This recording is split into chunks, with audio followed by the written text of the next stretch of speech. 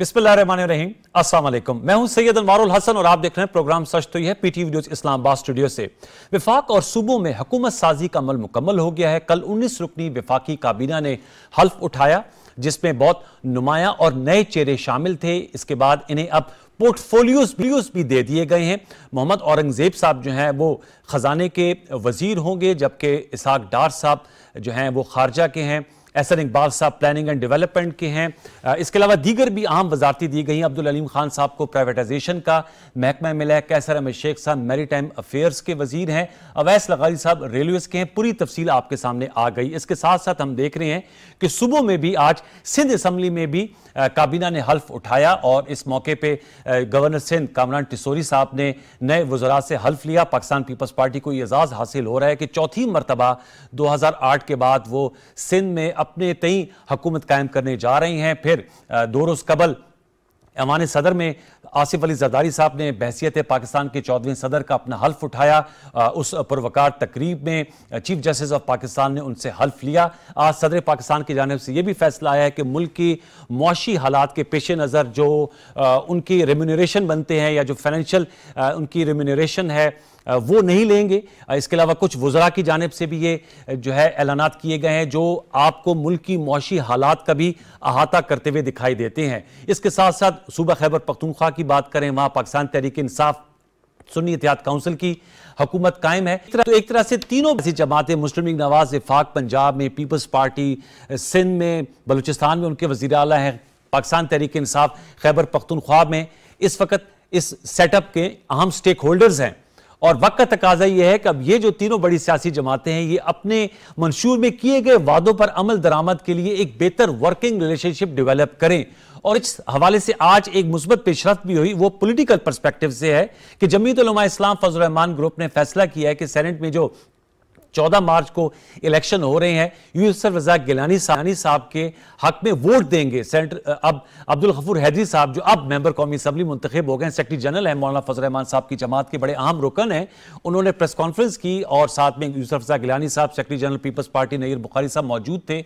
और उन्होंने कहा कि ये एक मुस्बत पेशरफ्त है और पार्लियामान में जमीयत उलमा इस्लाम जो है इस प्रोसेस का हिस्सा बनने जा रही है। तो हम ये भी उम्मीद कर रहे हैं कि 2 अप्रैल को सेनेट के जो 48 सीटों पर इंतखाब होना है उसमें जमीयत उलमा इस्लाम जो पाकिस्तान पीपल्स पार्टी और दीगर सियासी जमातों से अपना इश्तराक करेगी। इस हवाले से गुफ्तगू करेंगे। सदर जरदारी साहब की मैंने बात की, वो आज शहर कायद कराची में मौजूद हैं।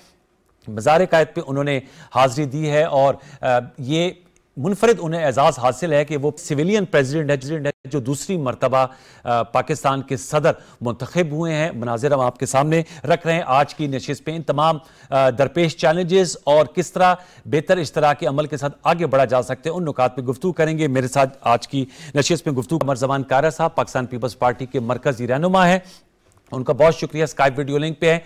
खुरम दस्तगीर खान साहब हमें चंद ही लम्हों में ज्वाइन करेंगे जो मुस्लिम लीग नवाज के सीनियर रहनुमा हैं। और शौकत यूसुफजई साहब आप खैबर पख्तूनख्वा से हमें ज्वाइन कर रहे हैं, पेशावर से पाकिस्तान तहरीक इंसाफ के सीनियर रहनुमा हैं, आपका बहुत शुक्रिया। कमर जमान कायरा साहब, सर बताइएगा, एक तो आज की डेवलपमेंट से जरा आगाज करेंगे। एक अच्छा टर्न अराउंड है, मौलाना फजल रहमान साहब की जमात ने फैसला किया है कि यूसुफ रज़ा गिलानी साहब चूंकि 14 मार्च को कुछ सीटों पर इलेक्शन होने जा रहे हैं, उनको वोट देने जा रहे हैं। तो हम इस बात को इस पर कितना इसे यकीनी समझें कि मौलाना फजल रहमान साहब आप पार्लियामान में अपनी जद्दोजहद करेंगे, जो उनके नुकात हैं उनके हवाले से सड़क पे, या जैसे उनका प्लान आ रहा था कि रमजान के बाद कोई सड़कों पर एहतजाज होगा, उसमें शामिल नहीं होंगे? अनवार साहब, इस वक्त मुल्क की जो अमूमी सूरत हाल है वो इस बात की मुतकाजी है। यूं तो हमेशा ही बड़ी जिम्मेदाराना सियासत होनी चाहिए, लेकिन इस वक्त जिस बात की मुतकाजी है मुल्क की सूरत हाल वो बिल्कुल यही है कि सारे स्टेक होल्डर्स बड़े तहम्मुल के साथ, तदब्बर के साथ, ठहराव के साथ और जिसका जो ग्रीवांस है वो अपनी जगह रखते हुए उसके लिए अप्रोप्रिएट फोरम्स पे मामलात को उठाए, बिल्कुल उसका हक है। लेकिन हमें एक अमूमीता या एक ओवरऑल बेहतरी की फिजा बनाने के लिए टॉलरेंस की फिजा को आगे बढ़ाना होगा। मेरी जमात ने पहले भी कोशिश की, जब हमारी हुकूमत थी और पीटीआई अपोजिशन में थी, उस वक्त भी हमने कोशिश की और हमारी कोशिश नज़दीक पहुंच गई। हम एक वाहिदा तकरीबन तय कर लिया कि 30 जून को इलेक्शन असम्बलियाँ ख़त्म करके 20 जून 2022 और अक्टूबर 2022 में इलेक्शन कराने का मायदा हो गया था। अब राइटिंग फॉर्म में आना था तो विड्रा कर लिया गया।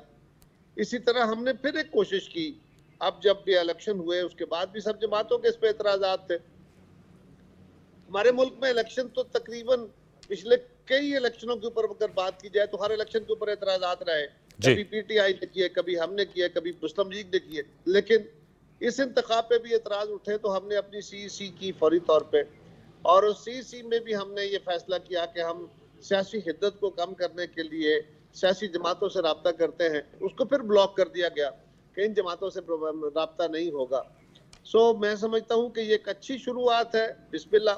इससे पहले कल रात को एक प्रोग्राम में जनाब सलमान अकरम राजा साहब थे हमारे साथ जी। उन्होंने वहाँ प्रोग्राम में ये बताया कि पीटीआई ने फैसला किया है कि वो अपना एहतजाज अपनी जगह, वो अपने जो उनका ग्रीवांसेस हैं उसके ऊपर एहतजाज की आवाज़ बुलंद करते रहेंगे, हर फोरम पे करेंगे, लेकिन वो पार्लिमान और असम्बलियों में जहाँ उनकी हुकूमतें नहीं हैं वो शेडो कैबिनेट बनाएंगे और शेडो कैबिनेट के जरिए वो पार्लिमान के प्रोसेस का या असम्बलियों के प्रोसेस का हिस्सा बनेंगे और वहाँ फाल रोल अदा करेंगे ताकि हुकूमत की जो पॉलिसियाँ उन पर चेक रखा जा सके। तो ये भी एक बड़ा खुशाइंद अमल है, इससे एक बेहतरी की तरफ अच्छी फिजा बन सकती है। रही बात हमारे दोस्तों का जो गिला शिकवा या उनके जो ग्रीवांसेस हैं वो भी अपनी जगह उनको भी देखने की जरूरत है।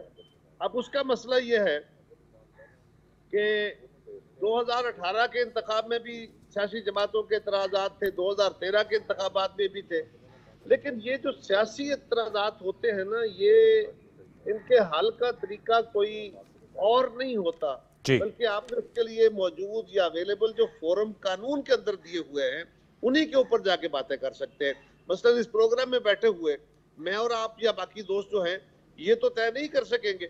हाँ, उसके लिए अप्रोप्रिएट फोरम इलेक्शन कमीशन है कि जो अप्रोप्रिएट फोरम जो ट्रिब्यूनल्स बने हैं वो हैं या आला अदालतें हैं, वही एक तरीका है। या फिर पार्लियामान के अंदर दीगर सियासी कुव्वतों के साथ बैठ के एक बाहमी मकालमा है जो मौजूदा और आने वाले वक्त के मसाइल के हल के लिए जो लाए अमल है वो तय करे। बहुत अहम नुकात उठाए होना चाहिए जी। कारी साहब नुकात उठाए, मैं दोबारा लौट के आता हूं। शौकत यूसुफजई साहब, सर आपसे मैं जानना चाहूंगा, कमर जमान कारी साहब ने बड़ी रीजनेबल उन्होंने बात की है।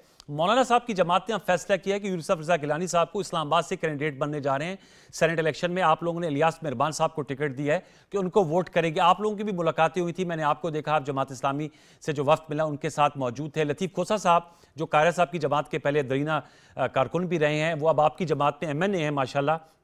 उन्होंने कहा था कि रमज़ान के बाद मौलाना फजल रहमान साहब GDA जमात इस्लामी और आप लोग सड़कों पे निकलेंगे। तो ये मौलाना फजल रहमान साहब की जमात की जानिब से जो अब आया गफूर हैदरी साहब ने कि वो पार्लियामान में वोट देंगे। दूसरा, अब आप लोगों की भी हुकूमत है खैबर पख्तूनख्वा में, आपको भी माशाल्लाह तीसरी मरतबा लगातार मैंडेट मिला है। जैसे पीपल्स पार्टी को चौथी मरतबा सिंध में, आपको खैबर पख्तूनख्वा में तीसरी मरतबा मिला है।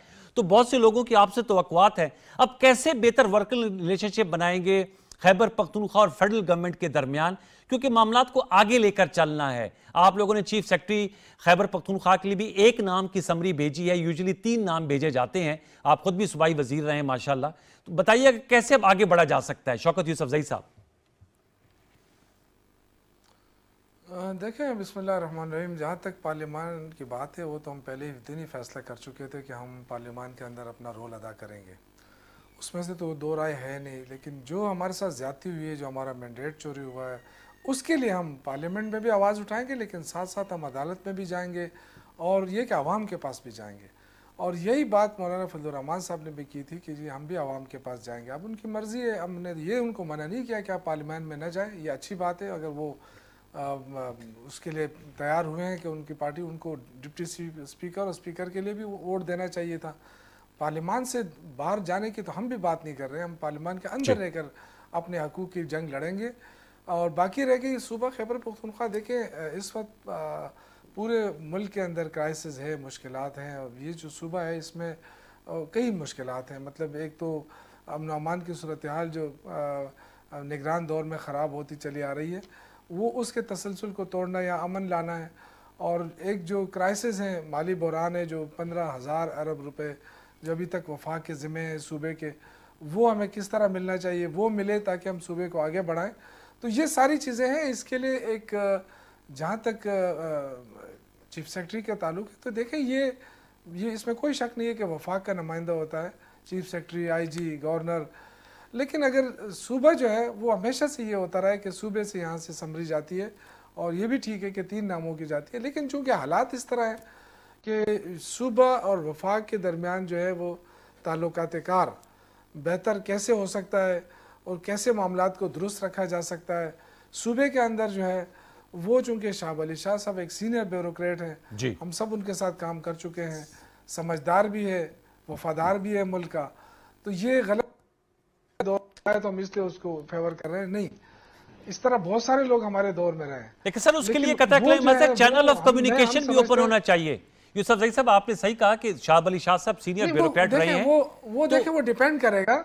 हाँ, मेरा नुक्ता सर ये था, मैं सवाल कर दूं ज़िम्नन, मेरा नुक्ता ये था कि वज़ीर आला खैबर पख्तूनख्वा अली अमीन गंडापुर साहब वज़ीर आज़म की हल्फ बर्दारी की तकरीब में मौजूद नहीं थे, ऐवान सदर में सदर जरदारी साहब की तकरीब में नहीं मौजूद थे, फिर पहला दौरा भी किया, बारिशों से जो मुतासरीन लोग थे वज़ीर आज़म शहबाज शरीफ साहब ने, वहाँ नहीं मौजूद थे। तो ये जो आपके 15,000 अरब रुपए की बात है या जो दीगर खैबर पख्तूनख्वा के मामलात हैं, क्या बेहतर नहीं है कि चैनल ऑफ कम्युनिकेशन हो जहां पर हुकूमती मामलात है, वहां तो आप ऑफिशियल कैपेसिटी में बात करते हैं, सियासी इख्तलाफ अपनी जगह, तो उसको ओपन नहीं करना चाहिए? शौकत यूसुफ ज़ई साहब,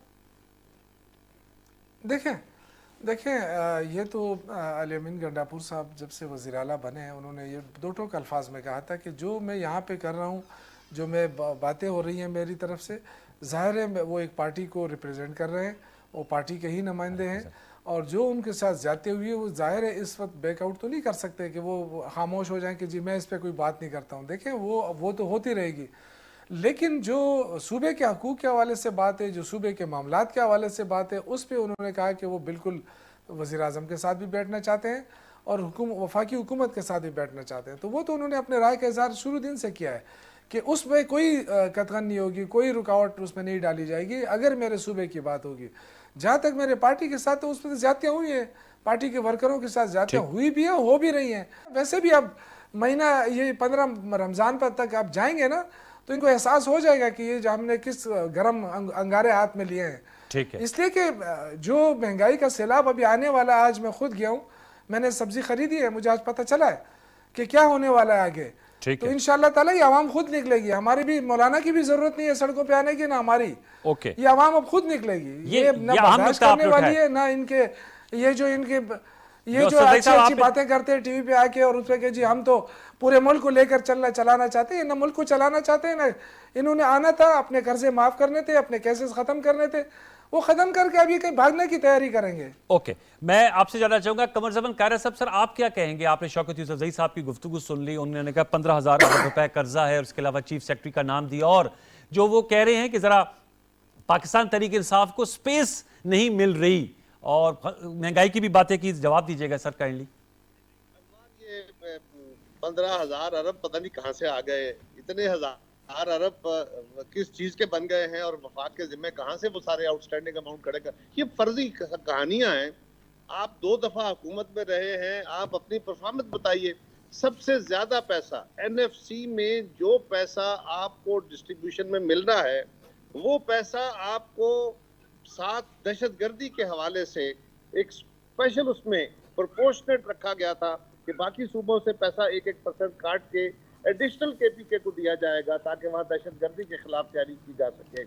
जब हमारी हुकूमत आई थी तो पता चला कि उसके लिए 100 कुछ अरब रुपया भेजा गया था, उसकी वो बजट में शामिल कर दिया गया, वो जिस काम के लिए था वो वहाँ खर्च नहीं हुआ। अब 15,000 अरब का एक मफरूजा खड़ा करके मेरे भाई ने बात की है। मैं सीरियसली एक बात कहता हूँ, ये एक अच्छी टेक्निक है लोगों को मुतासर करने के लिए, अट्रैक्ट करने के लिए, क्या बड़ा सारा फिक्र बयान कर दें। ये एक फर्जी कहानी है कि जी हमारा रॉयल्टी है या वाटर चार्जेस है, हर साल या उसके बाकायदा अकाउंट बनते चले जाते हैं, वो सारे सेटल होते रहते हैं। कहाँ गए थे 15,000 अरब? सूबे में आपकी गवर्नमेंट थी, मरकज में आपकी गवर्नमेंट थी, आपके अपने वज़ीर आज़म बैठे थे तो ले लेते उनसे अगर बनते थे। तो अगर वफाकी हुकूमत जो है बाकी नहीं दे रही आपको, तो ये कहानियां हैं। इस तरह बाकी सूबों के भी सुनेंगे तो वो भी आपको बताते रहेंगे।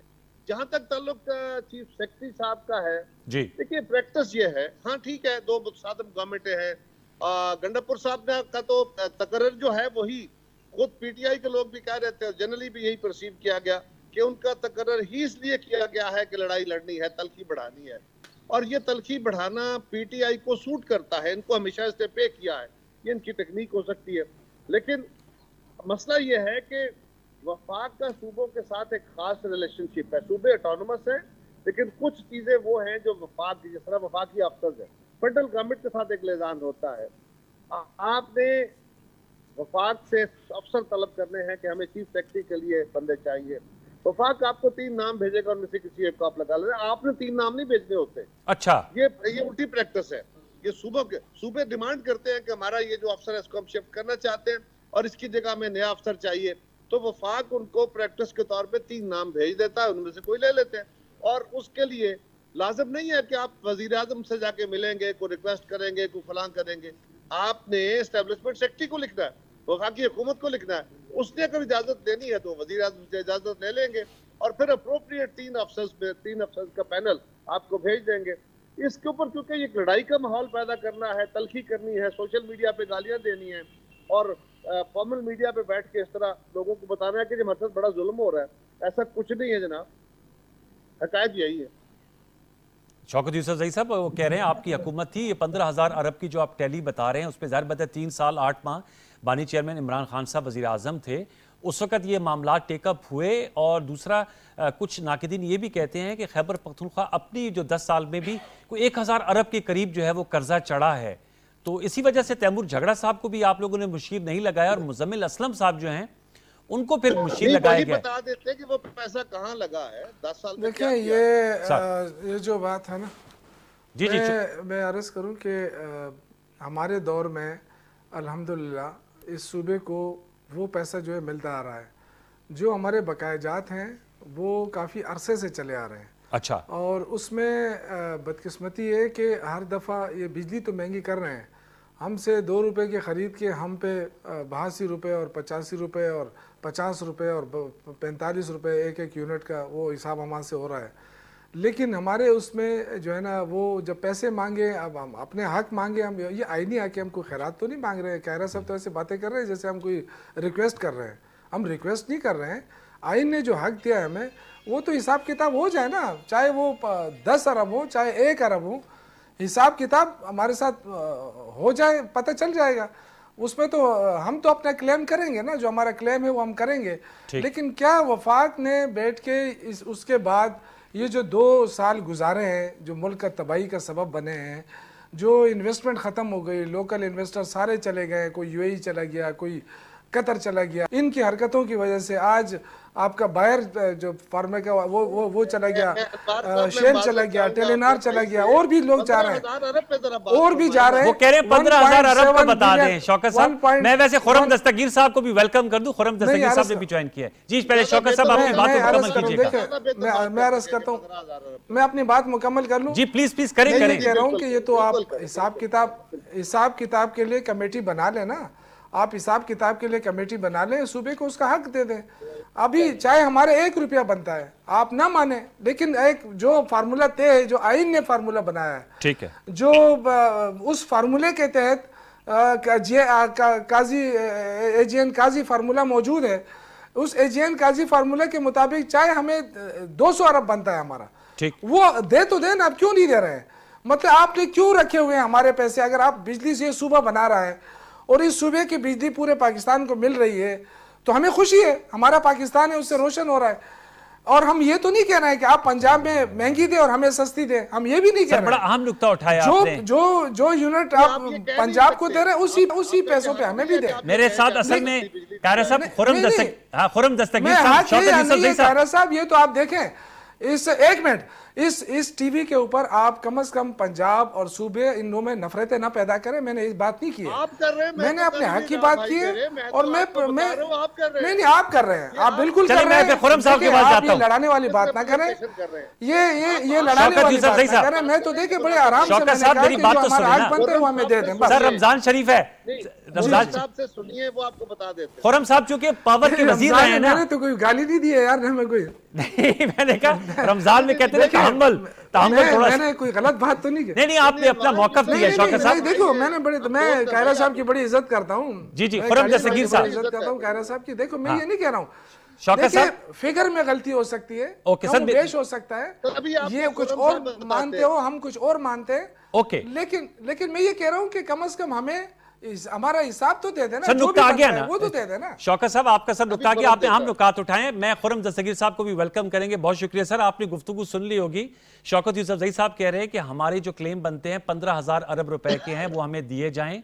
और उन्होंने पावर सेक्टर के हवाले से बिजली, क्योंकि हाइडल बहुत ज़्यादा पोटेंशियल है केपी में, उन्होंने कहा जितनी भी यूनिट हमारी जाती है हमें बहुत महंगी बिजली जो है उसके मुकाबले में इस्तेमाल करनी पड़ती है। फिर उन्होंने आपकी अदम मौजूदगी में महंगाई की बात की। और दूसरा जो उन्होंने कहा हमने एहतजाज किया तो पंजाब में बड़े हमें क्रश किया गया। और ज़ाहिर बात है वज़ीर आला मरियम नवाज शरीफ साहबा के उस बयान को कोट कर रहे हैं जिसमें उन्होंने कहा था कि अगर कोई लाइफ डिस्टर्ब करेगा तो I will be ruthless. Khurram साहब पहले बताइएगा, चूंकि आप वज़ीर तवानाई भी रहे हैं, कितने सर बकाया जात हैं खैबर पख्तूनख्वा के जो वाजिबुल अदा हैं? ये लेटेस्ट नंबर तो मेरे पास नहीं है, लेकिन मैं ये जरूर कहना चाहता हूं कि अगर खैबर पख्तूनख्वा के वसाइल वफाक पर हमले के लिए इस्तेमाल होंगे, जिस तरह 2014 के धरने में, और ख़ास तौर पे 31 अक्टूबर 2016 को एक पूरे केपी पुलिस के साथ आंसू गैस के साथ लेस होकर, ग्रेनेड्स के साथ लेस होकर इन्होंने वफाक पर एक हमला किया था, जो कि हमने पसपा किया अटक पुल के ऊपर। तो अगर खैबर पख्तूनख्वा के वसाइल इस तरह इस्तेमाल होंगे, या खैबर पख्तूनख्वा के वसाइल का जो इस्तेमाल है, इस पे जरूर बहस हो सकती है कि जी एक मुंतखब हुकूमत है तो लिहाजा उसको हम जरूर ट्रस्ट करें, लेकिन जब वसाइल वफाक पर हमले के लिए इस्तेमाल होंगे तो वफाक में भी इस मामले पर वो यकसुई नहीं होगी जो होनी चाहिए। वो वहाँ के रहने वाले हमारे भाई और बहनें हैं, उनकी जिंदगियां भी हमारे लिए उतनी अहम है। लेकिन अगर एक जमात जो है वो पार्लियामान में खड़े होकर बजाय ये कि हम ये जो असल हमारा मकसद है कि जी सूबों में और वफाक में एक बेहतर रिलेशनशिप हो जी, वो ये कहें कि जी हम तो बाजू तोड़ेंगे, हम तो टांगे तोड़ेंगे और हम कानून साजी नहीं होने देंगे, तो फिर जवाब तो हम सब सियासी जमातें हैं, जवाब अच्छा नहीं आएगा। तो लिहाजा यहाँ जहाँ इनके जो खैबर पख्तूनख्वा के हुकूमत से ज्यादा वहां के रहने वालों के ये हकूक हैं जिनकी बात कर रहे हैं, तो उसके ऊपर जरूर बात हो सकती है। हमने ये 2013 से 18 के दौरान भी बारहा जितने वसाइल मौजूद थे, मुकम्मल नहीं थे, लेकिन जितने थे उसमें जो खैबर पख्तूनख्वा के रहने वाले थे उनको अपना जो उनका ड्यू शेयर था वो प्रोवाइड किया। अभी हमेशा एक बहस रहेगी कि जी जो है बिजली पैदा करना, अब बिजली सिर्फ खैबर पख्तूनख्वा नहीं पैदा कर रहा, बिजली तो अब खास तौर पे गर्मियां खत्म होने के बाद बाकी साल सुबह सिंध में बहुत पैदा हो रही है। वहां न्यूक्लियर प्लांट्स हैं, वहां विंड पावर प्लांट्स हैं और दूसरे प्लांट्स हैं जो कि पूरे मुल्क को बिजली सप्लाई करते हैं। तो लिहाजा ये जो आर्ग्यूमेंट है कि जी हम सस्ती बिजली प्रोवाइड करते हैं, ये आर्ग्यूमेंट टेनेबल नहीं है। हमें ये जो एक कौम को ये कोशिश ये की गई है कि पूरे मुल्क में बिजली की कीमत बराबर हो, उसके तहत बहुत सारे इलाकों को सब्सिडीज जाती हैं, 1000 अरब रुपए की सब्सिडीज जाती हैं। लिहाजा यहाँ असल इशू यही है सबसे पहले कि अब जबकि हुकूमतें बने हुए चंद दिन हुए हैं, बाकी हुकूमत बने हुए चंद घंटे हुए हैं, बजाय ये कि हम इस पर एक तलख बहस करें, असल इशू ये होना चाहिए कि हम पहले बैठकर ये फैसला करें कि हमने को एग्जिस्टेंस कैसे करनी है। उन जमातों की हुकूमतें हैं जो आपस में सियासी मुखालिफ हैं, तो अगर वो सियासी मुखालिफ होने के बावजूद, मैं ये बात याद कराना चाहता हूँ, रिकॉर्ड पे लाना चाहता हूँ कि 2013 में पीटीआई की अक्सरियत नहीं थी केपी असेंबली में, लेकिन मफामत के लिए, रिकंसिलिएशन के लिए नवाज शरीफ ने कहा कि हम हुकूमत नहीं बनाएंगे, इनकी लार्जेस्ट पार्टी है केपी में, इनको हुकूमत बनाने का मौका देना चाहिए। लेकिन वो हुकूमत फिर हमारे ऊपर हमला करने के लिए इस्तेमाल हुई। तो हमने वफामत करके देख ली है, अभी तक जवाब यही आ रहा है कि टांगे तोड़ेंगे और कानून साजी। लेकिन सर अभी कथा के लिए माजरत कायरा साहब कह रहे हैं कि एक प्रोग्राम में जवाब आना शुरू हो जाएगा। खुर्रम साहब अभी कायरा साहब कह रहे हैं कथा के लिए माजरत जवाब आएगा तो हम बेहतर महज़ब और कानूनी जवाब ही देंगे। सर मैं before I go for break, sir अभी कारा साहब कह रहे थे कि कल के प्रोग्राम में सलमान अकरम राजा साहब थे, वो कह रहे थे कि वो तो शेडो कैबिनेट और पार्लियामान में चलने के लिए जो है वो बिल्कुल तैयार हैं, साथ में अपना बाहर जो एहतजाज है वो भी साथ साथ रिकॉर्ड कराएंगे। तो पीटीआई के हवाले से तो ये भी सर मौकफ सामने आ रहा है जो कमर ज़मान कारा साहब ने हमारे आज के प्रोग्राम में शेयर किया है। खुर्रम साहब जी, ये एक वो आपको पता है बचपन में एक सीसॉ होता था बच्चों के खेलने का। एक दिन एक साहब जो हैं वो सीसॉ के उनका वजन नीचे आता है, वो कहते हैं जी हम तो साथ चलेंगे। इसमें बशमूल बानी चेयरमैन भी हैं, उन्होंने भी 9 मई के हवाले से बड़ा एक मुस्बत बयान दिया हालिया दिनों में। ठीक है जी, तो एक दिन, लेकिन अगले दिन फिर टांगे तोड़ने वाले लोग उनकी तरफ झुकाव हो जाता है। फिर अगले दिन फिर एक कोई नरम बात करता है कि जी नहीं हम कानून के साथ चलना चाहते हैं। अगले दिन फिर कहते हैं नहीं जाने देंगे, हम तोड़ देंगे, हम उड़ा देंगे।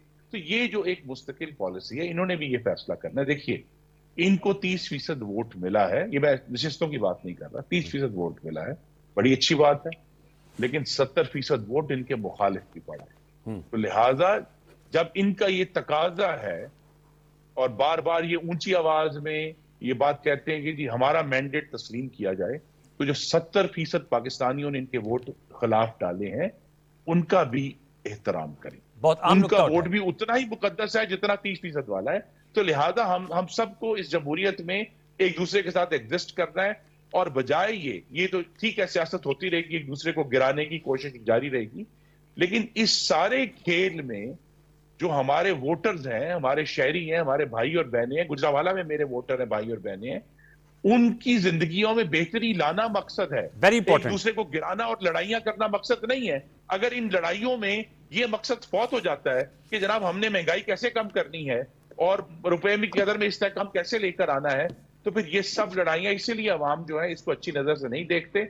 और ये चाहे ये समझते होंगे कि जनाब इस किस्म की जो पुतशद्दद सियासत है या जोरदार सियासत है इससे हमें वोट मिलेंगे, लेकिन पाकिस्तान के अवाम हम सबसे ज्यादा अपने बच्चों के खैर ख्वाह हैं। जब उनको नजर आएगा कि ये जमातें हमारे बच्चों की फलाह का काम नहीं कर रही, तो फिर हम सब पर असर पड़ेगा। इससे बेहतर ये है कि हम अभी सीख लें, अभी हुकूमत का आगाज हुआ है, अभी अच्छे एक दूसरे को जस्टिस दें ताकि हम बेहतर तरीके से आगे चल सकें। सर अब बहुत आम नुकात एक छोटा सा वक्त शामिल करता हूं, मैं ज़मान कायरा साहब से पूछूंगा फिर वो क्या कॉन्फिडेंस इन बिल्डिंग मेजर्स हो सकते हैं, और शौकत यूसुफजई साहब से जिसकी तरफ खुर्रम दस्तगीर साहब ने इशारा किया। एक छोटा सा वक्फा शामिल करते हैं, हमारे साथ रही, दोबारा लौट के आते हैं।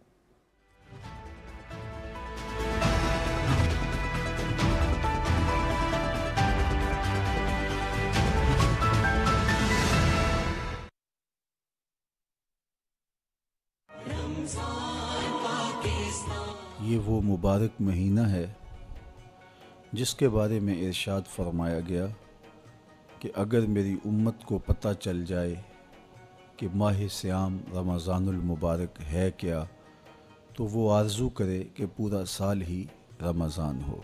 मैं आप सब लोगों के लिए बारगाह इज़्ज़ी में दुआगो हूँ कि वो आपको इस माह मुबीन की, माह मुबारक की, माह रहमत की पूरी पूरी बरकतें नसीब फरमाए।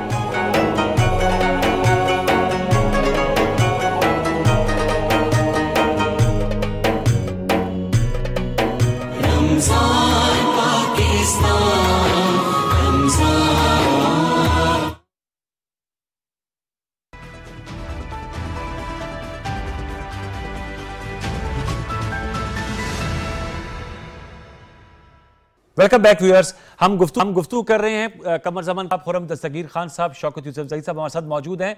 कमर ज़मान कायर साहब, खुर्रम साहब ने सर नुक्ता उठाया कि अभी इब्तिदा है, तो इब्तिदा में अगर कोई बेहतर मुफाहमाना तर्ज अमल दोनों तरफ से सामने आए तो जो अवाम है, जो मैंने प्रोग्राम के इब्तिदाई में कहा था, जिन्होंने मैंडेट दिया है, मुनकसिम मैंडेट दिया है, उनकी तवक्कुआत पर पूरे उतर सकते हैं। क्या सर वो कॉन्फिडेंस बिल्डिंग मेजर्स हो सकती हैं कमर ज़मान कायरा साहब कि ये जो पोलराइज इन्वायरमेंट है इसमें सैनिटी प्रिवेल करे और हम आगे बढ़े, 1 स्टेप फॉरवर्ड 2 स्टेप बैकवर्ड ना रहें? अब पहले तो मैं चाहूंगा कि अगर मेरी आवाज ऊंची हो गई, शौकत यूसुफजई साहब भाई हैं और बहुत काबिल एहतराम है, मेरी अगर आवाज ऊंची हुई तो I am sorry for that. लेकिन सवाल ये है कि बिलाशुबा नई हुकूमत अभी बनी है, मैंने तो सारे मीडिया वाले दोस्तों से भी कहा है कि इस वक्त गिवन सर्कमस्टांसिस में जो सूरत हाल असम्बलीज के अंदर है, अपार्ट फ्रॉम क्लेम्स अपनी जगह, लेकिन असम्बली के अंदर जो सूरत हाल है वो ये है कि कोई एक जमात, वो सुन्नी तहरीक हो या सुन्नी काउंसिल हो, इत्तेहाद ना काउंसिल, उनके सुन्नी इत्तेहाद काउंसिल हो, या ना उनकी गवर्नमेंट बन सकती है, ना पीपल्स पार्टी, ना मुस्लिम लीग, किसी दो जमातों को इकट्ठे होना होगा तब गवर्नमेंट बनेगी।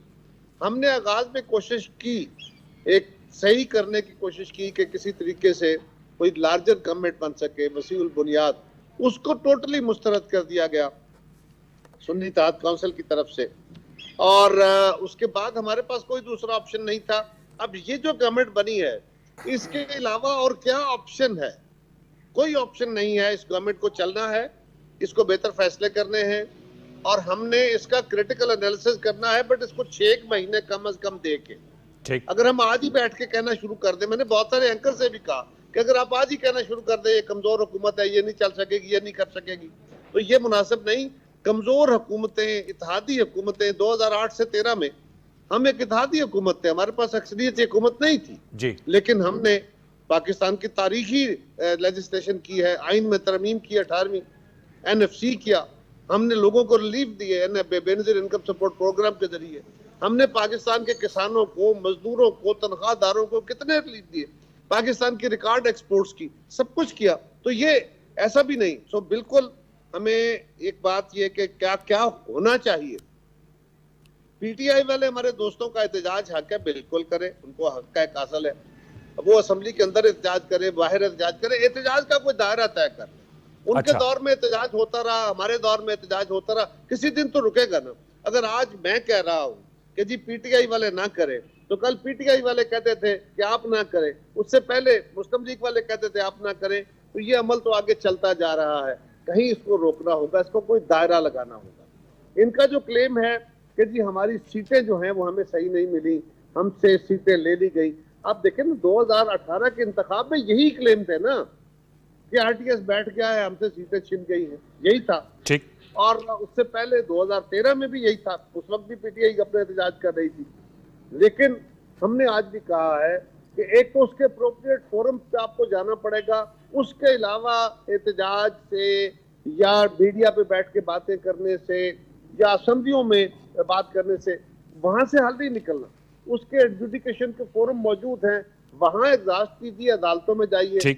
और अगर आपने इसका कोई पॉलिटिकल सोल्यूशन निकालना है तो फिर आपको, जिस तरह खुर्रम साहब ने कहा कि बाकी लोगों को भी लोगों ने वोट दिए हैं, आप उन कुव्वतों को तस्लीम करें।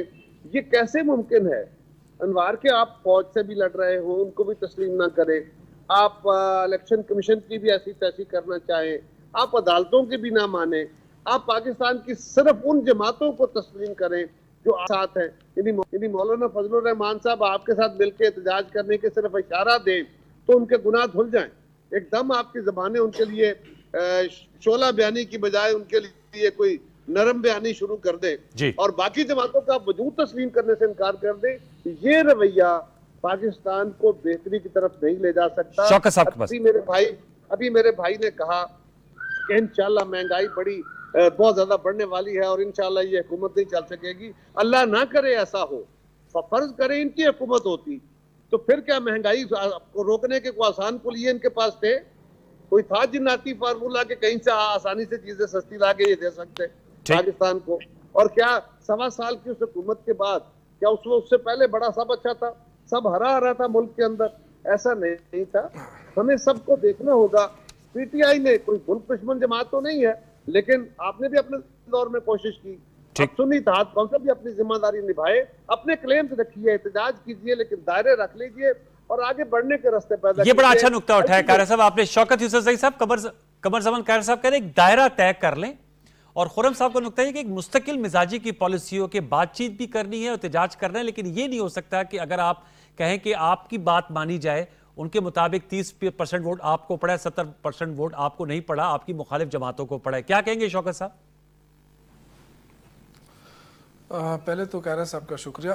देखें जी, जो इन्होंने बात की ना कि 30% वोट हमारा है और 70% हमारे ओपोनेंट का है जी, तो ये इसी बात पे तो सारा झगड़ा है। ये जो हम अगर वसाइल की बात करते हैं, अपने हकूक़ की बात करते हैं, तो कहते हैं अब ये नीयत की बात है ना, इनकी नीयत ठीक नहीं है। कहते कुछ ये कर कुछ और रहे हैं। मसला ये है, अगर ये अब वफाकी हुकूमत में बैठे लोग अगर अपनी नीयत सिर्फ ठीक कर ले ना तो मामला दुरुस्त हो जाएंगे, लेकिन इनकी नीयत ठीक नहीं है। अब एक तो ये कि चोरी ऊपर से सीना चोरी, ये सबको पता है कि हमारा मैंडेट चोरी हुआ है और हम बिल्कुल सही फोरम पे गए, हम इलेक्शन कमीशन भी गए। इलेक्शन कमीशन क्या कर रहा है आपको पता है, आंखें चुरा बंद करके बैठा हुआ है। सर ट्रिब्यूनल्स बनाए हैं, बहुत सारे लोग अपोजिशन के गवर्नमेंट के नहीं, मतलब मेरे कहने का मकसद ये ना कि जो कुछ किया इसी इलेक्शन कमीशन ने किया। आज अगर मुल्क मुश्किल में है, हर दफ़ा जब इलेक्शन होता है तो इलेक्शन के बाद लोग उम्मीद रखते हैं कि ये नई हुकूमत आएगी, ये कुछ हमें करके देगी। तो ये तो पहली दफ़ा है कि हुकूमत बनी है तो इंतशार आ गया, हमें इंतशार ही नज़र आ रहा है। तो ये इंतशार कैसे ख़त्म होगा? ये इंतजार ऐसे तो नहीं ख़त्म होगा कि आप हमें कहें कि अगर हम असम्बली में आवाज़ उठाएं तो आप कहते हैं ये असम्बली में शोर करते हैं। यानी अल्फाज के एयर पे ना, अल्फाज की बात है ना कि जी ये तो हुकूमत नहीं चलने दे रहे हैं। और दूसरी बात मैं एक मिनट से जी मैं आपसे ये पूछ रहा हूँ कि आपके देखिए ग्रीवेंसेस, अगर आप जी कह रहे फोरम कौन से ग्रीवेंसेस को एड्रेस करने का, जी अगर सिर्फ अगर फॉर्म 45 जो है ना, फॉर्म 45 पे फैसले हो जाए ना तो तब भी पीटीआई जो है अक्सरियत में जीत रही है। अगर सिर्फ फॉर्म 45 पे इलेक्शन कमीशन करेगा तो इलेक्शन कमीशन भी तो अब इलेक्शन कमीशन ने और इलेक्शन कमीशन अपना सर आप मुझे नहीं बोलने देंगे तो अलग बात है। जी शौकत साहब आप दो बंदे बोल रहे हैं हुकूमत के फेवर में।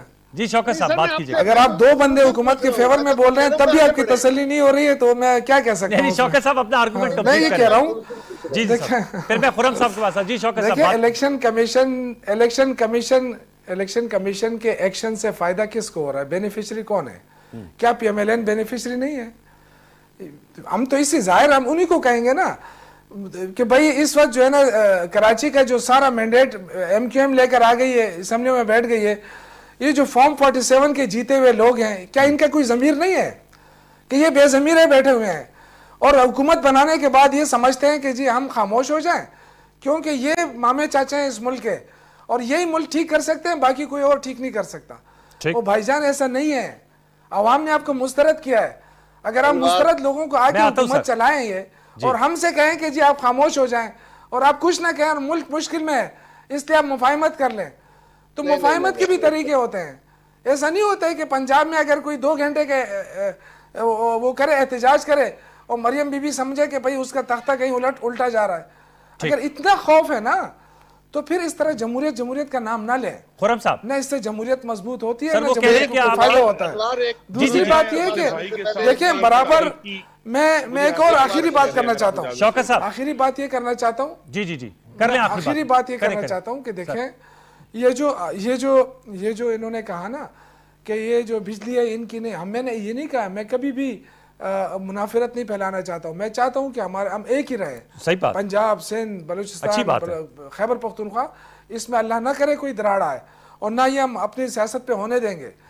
मैं ये कह रहा हूँ बराबर टैरिफ पे हम जा रहे हैं। हमने टैरिफ की बात ही नहीं की कि हमें सस्ती करें, पंजाब को महंगी करें सर। लेकिन जो आइन ने कहा है कि एजेंट काजी फार्मूले के तहत आपको उसका हक मिलेगा सूबे को, वो सूबे का हक कितने 2 सालों से कितना मिला है सूबे को, आप खुद देख लें, ठीक, आपको अंदाजा हो जाएगा। जो बकायजात है पिछले एनपी के दौर से जो खत्म हुए थे उसके बाद से जो चले आ रहे वो भी आप देख लें। और दस्तगीर साहब तो खुद मिनिस्टर रहे इनके। ठीक है जी, मैं सर जी कारा साहब, फिर खुरम साहब। जी कारा साहब, देखिए गुजारिश ये है कि हम ना तल्ख बातें भी अच्छे अल्फाज में कह सकते हैं। अगर मुझे कोई कहे कि तुम बड़े बेजमीर हो तो मुझे अच्छा नहीं लगेगा, अगर कोई शौकत साहब को कहे तो उनको अच्छा नहीं लगेगा। हम रोज सुनते हैं फलाना बेशर्मी बेशर्मी। अगर कोई किसी को कहे कि तुम बड़े बेशर्म हो तो ये गाली की तरह लगेगा ना। तो सोचना चाहिए कि अगर कोई आपको पलटा के यही लफ्ज कह देगा तो आपको अच्छा नहीं लगेगा। तो बेहतर है मुनासिब अल्फाज में बातें करें। मैं तो फॉर्म 47 वालों को कह रहा हूँ, खुरम दस्तगीर साहब जो भी है, मैंने किसी को ये नहीं कहा। खुरम साहब, नहीं, फॉर्म 47 और 45 में फर्क तो है ना। खुरम दस्तगीर साहब, 2013 में जब आप जीत कर रहे थे तो फॉर्म 14 का चर्चा था। सभी के अल्फाज होते हैं, मुनासिब यही होता है कि जो पलट के आने वाले अल्फाज हैं वो ना कहें। जी खुरम साहब, सर प्लीज गो अहेड। जी, बल्कि मैं इसकी पुरानी कहावत सुना दूं कि अल्फाज मीठे ही बोलने चाहिए, खाने ना पड़ जाए। लिहाजा तो ये है कि देखिए हमें तजर्बे भी हुए ना, एक हकायक हमारे सामने। सर बिल्कुल दुरुस्त आपने कहा अनवार साहब कि 2013 में फॉर्म 14 का चर्चा था जी, और जब ये इन्होंने इसी तरह 126 दिन का धरना किया उस अपने इंजामात की बुनियाद पे, और मुल्क में इंतशार फैलाया, सीपैक को डिले करवाया 8 महीने। लेकिन जब अदालत में गया तो अदालत ने इनके सारे सबूत रद्दी कर दिए और कहा कि 2013 के इंतखाबात में कोई मुनज़्ज़म धांधली नहीं हुई। जी, उस वक्त था फॉर्म 14। यस। अब फॉर्म 14 से हम आगे बढ़े, और मैं अपने भाई को जरूर, मेरी गुजारिश होगी इस पर जरा गौर करें कि फॉर्म 14 अगर फॉर्म 45 बना है, जिसकी बुनियाद पे आज आप अपनी पूरी सियासी कैंपेन चला रहे हैं, ये फॉर्म 45 उस धरने से बाहर नहीं आया। ये फॉर्म 45 जो केपी ने हमला किया था अक्टूबर 2016 में वफाक पर, उससे बाहर नहीं आया। ये फॉर्म 45 इलेक्शंस एक्ट 2017 में पार्लियामान की कानून साजी से बाहर आया है जी। तो ये जो हमने आगे अगर हमने एक पेशरफ्त की है कि हम फॉर्म 14 जो किसी को मिलता ही नहीं था, आज हम फॉर्म 45 पर खड़े हैं, तो ये कानून साजी से आया है। ये आपके धरनों से, आपके जलसों से, आपकी गंदी जबान से, आपके हमलों से नहीं आया। तो लिहाजा ये जो पेशरफ्त अगर आइंदा भी हमने पेशरफ्त करनी है, मेरी इस्तदा है ये इस तरह ना ही गलत जबान से, किसी को मामे चाचे कहने से नहीं आएगा, किसी के ऊपर हमला करने से नहीं आएगा, पार्लियामान में धमकियां देने से नहीं आएगा। ये बिल आखिर 2017 के लिए बैठे थे, जब हम अगर बैठेंगे एक दूसरे के साथ ताबुन करेंगे, और तहरीक इंसाफ ने ताबुन किया था 2017 के बिल्कुल शामिल थे के लिए, तो लिहाजा जब अगर इस तरह के काम करेंगे तो उसी से पेशरफ्त होती है। वरना अगर हम मैं ये भी याद करा दूं कि अगर हम इनके धरनों और हमलों और गंदी जबान की दलदल में धसे रहते तो इलेक्शंस एक्ट 2017 नहीं बनना था, और हमने आज भी फॉर्म 14 पे बैठे होना था। अगर आज हम आगे बढ़े हैं तो ये पार्लियामान की कानून साजी की वजह से बढ़े हैं, एक दूसरे के साथ ताउन करने से आगे बढ़े हैं। तो लिहाजा यही रास्ता है आगे जाने का। लेकिन ये जो अभी ये तरीका है, ये भी इनके सामने चॉइस है कि ये किस तरह आगे बढ़ना चाहते हैं। अगर तो ये उसी जो तशद्दुद की रविश है, आग लगाने की रविश है, तो फिर हम इसी तरह फॉर्म 45 पे बैठे रहेंगे। अगर आगे बढ़ना है, वाकई सीरियसली आगे बढ़ना है, तो फिर एक दूसरे के साथ बैठकर पार्लियामान में, मैं ये नहीं कहता कि आप हमारी बात मान जाएं, निगोशिएट करें, लेकिन एक दूसरे की जो वोटर की हैसियत है उसको तस्लीम करें, बाहमी एहतराम की बुनियाद पर आगे बढ़ेंगे तो पाकिस्तान आगे बढ़ेगा। वरना इसी दलदल में फॉर्म 45 में हम 5 साल बाद फिर बैठे हो। सर एजीएन फार्मूला का बता दीजिएगा। खुर्रम दस्तगीर सर 2 दफा कहा है शौकत यूसुफ ज़ई, एजीएन फार्मूला क्या है जिसके मुताबिक वो कहते हैं बकाया जात हमारे मिलने चाहिए? अब ये भी मैं बता दूं ना जी। अब ये एजीएन फार्मूले से ज्यादा जो 7वां एनएफसी अवार्ड है वो एक्सटेंट है 2009 वाला। ओके, तो लिहाजा 2009 का जो फार्मूला है वो भी किसी धरने के नतीजे में नहीं आया था, ठीक, मैं याद करा दूं। और वो किसी जो है तशद्दुद के, आग लगाने के, गंदी जबान इस्तेमाल करने के नतीजे में नहीं आया था। चारों सूबों और वफाक बैठे थे 2009 में। उन्होंने ये फैसला किया कि ना सिर्फ जो आबादी है उसकी बुनियाद पर वसाइल की तकसीम होगी, बल्कि दूसरे फैक्टर भी देखे गए, अंडर डेवलपमेंट भी देखी गई, साइज भी देखा गया। बल्कि उस वक्त पंजाब ने जो है अपने हिस्से की एक बड़ी परसेंटेज छोड़ी बलूचिस्तान के लिए मुस्तकिल उसकी अंडर डेवलपमेंट को बेहतर करने के लिए। चारों सूबों ने, बल्कि बाकी 3 सूबों ने कुर्बानी दी उस वक्त केपी के जो दहशतगर्दी थी उससे लड़ने के लिए। तो लिहाजा ये सारी बातें जिन कानून और असूलों पर आज मेरे भाई हमारे साथ बहस कर रहे हैं, मैं आ रहा हूं, मेरी सलाह है कि ये किसी चपकलिश की, इंतशार की, फितने की पैदावार नहीं है, ये आपस में एक दूसरे के साथ जमहूरी एहतराम की पैदावार। जी, शौकत यूसुफ ज़ई साहब वो कह रहे हैं ये बातचीत से मामला बढ़ते हैं। मैं आता हूं, कह रहे साहब, शौकत साहब एक पॉइंट लेना चाह रहे हैं। जी मैं एक अर्ज करूं। देखें, जब हम अपने हकूक की बात करते हैं, सूबे के हकूक की, जी, तो ये ऊपर से ना मैंने कोई गंदी ज़बान इस्तेमाल की है, ना हमारे किसी रुकन ने गंदी ज़बान इस्तेमाल की है। अगर होती तो सूबाई असम्बली, कौमी असम्बली में जब बात होती, ज़ाहिर है स्पीकर उसको हज़फ कर देता, लेकिन ऐसी कोई बात हुई नहीं है। हकूक़ की बात होती है, इनको हकूक़ खैबर पुख्तनख्वा के हकूक़ इनको अच्छे नहीं लगते। वरना हम कौन सी गलत बात की, कौन सी गंदी ज़बान इस्तेमाल की है? इसने 3 दफ़ा कहा गंदी ज़बान और फितना। जब आप अपने मुँह से कहते हैं कि फितना, हमें फितना कहते हैं, ये आपको अच्छी लगती है? हम इलेक्टेड लोग होते हैं, हम अगर मामी चाची गलत वर्ड है तो फितना भी गलत वर्ड है। जब हम अपने हकूक की बात करते हैं तो आप कब मिर्चें लगती है, फिर आप कहते हैं ये फितना ये है, फिर आप कहते हैं ये गंदी जबान इस्तेमाल करता है। मैंने कौन से गाली दी, आप बताएं मुझे। ये जो आप इतने बड़े चैनल पे आप कह रहे हैं, यूसुफ जई साहब वो कह रहे हैं डायरेक्टली आपको नहीं कह रहे थे, इस्तेमाल कर रहे हैं, तो आप पे अच्छा लगता है ये? आपकी जबात नहीं, मुझे नहीं कह रहे, मेरे पार्टी को कह रहे हैं ना। जी, मेरे पार्टी को देखो, मेरे पार्टी क्या कह रही है। मेरे पार्टी ये कह रही है कि हमारा मैंडेट चोरी हुआ है। मेरी पार्टी ये कह रही है जो सूबे में हुकूमत बनी है वो कहते हैं हमारे सूबे के हकूक दें। ओके, और उस पे ये आपको ये बुरा लग रहा है? नहीं बुरा लगता है तो फिर ये तो अपना इलाज कराए आप किसी अच्छा हकीम से। हमने तो खुद अपने हाथ में सारे काम किए हुए, हम तो जरूर देंगे आपके हकूक आपको। कायरा साहब कुछ कहना चाह रहे हैं सर?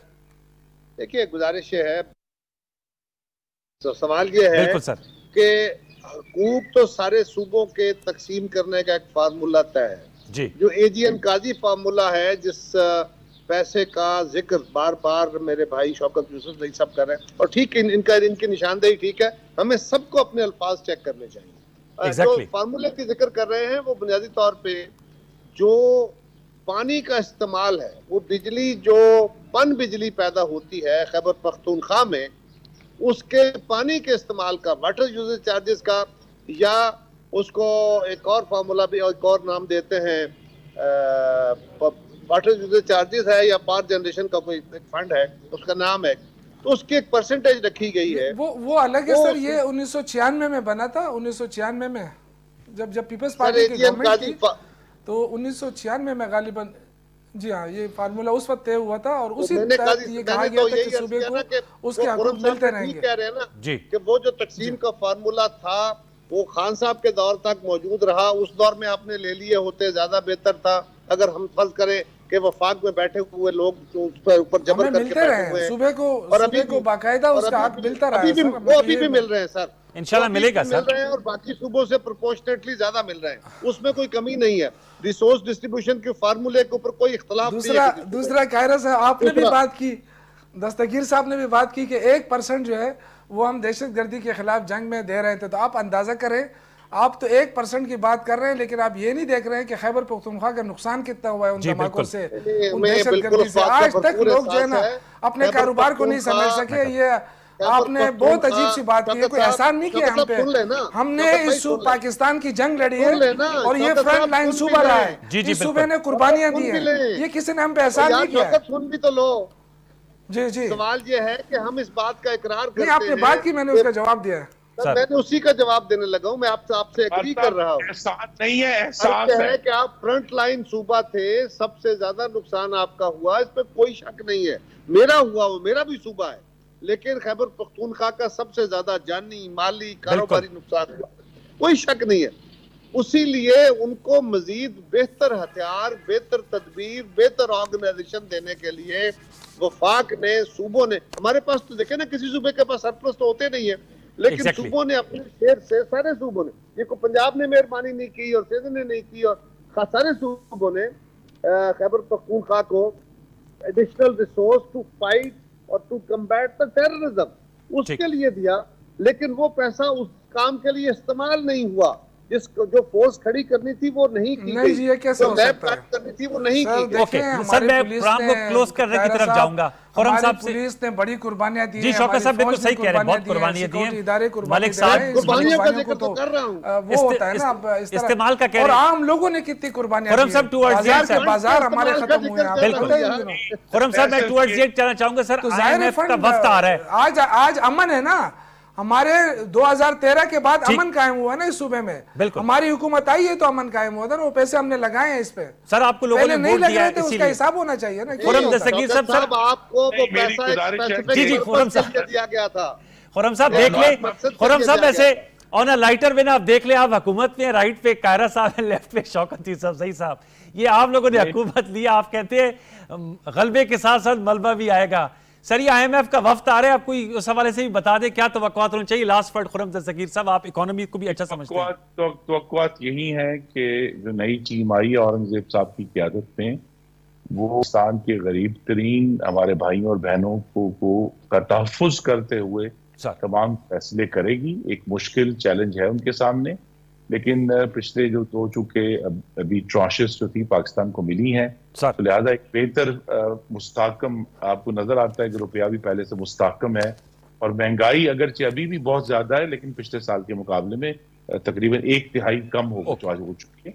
तो लिहाजा एक बेहतर बुनियाद है, लेकिन जैसे मैं कहूंगा कि जो प्रोटेक्शन है पाकिस्तान के गरीबों की, उसको सामने रखते हुए सारे फैसले इंशाअल्लाह होंगे। बहुत बहुत शुक्रिया खुर्रम दस्तगीर खान साहब का, मर्ज़बान कारी साहब, शौकत यूसुफ़ज़ई साहब, तीनों मौजूद मेहमानों का बहुत शुक्रिया। आप गुफ्तगू सुन रहे थे। मुल्की सियासत है, इसमें गर्मा गर्म बहस भी होगी, लेकिन एक नुकता अहम यह है कि चाहे वो मीडिया का फोरम हो, पार्लियामान का फोरम हो, बातचीत के दरवाजे हमेशा खुले रहने चाहिए, चैनल्स ऑफ कम्युनिकेशन को ओपन रखना चाहिए। कल तक के लिए सैयद अनवारुल हसन और सच थे की प्रेशर टीम इजाज़त दीजिए। अपना बहुत सा ख्याल रखिए। अल्लाह निगहबान।